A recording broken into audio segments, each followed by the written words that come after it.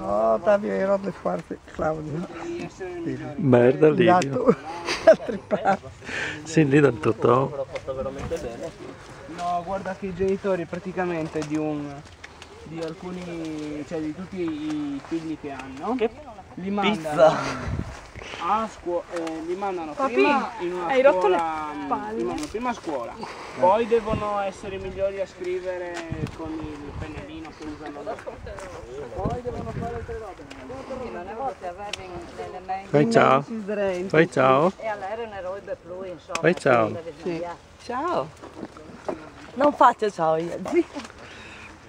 Silvia, siete sparite? Chissà che video la metto su Facebook, l'evento di oggi, no? Sì, mi ha fatto vedere. Sì.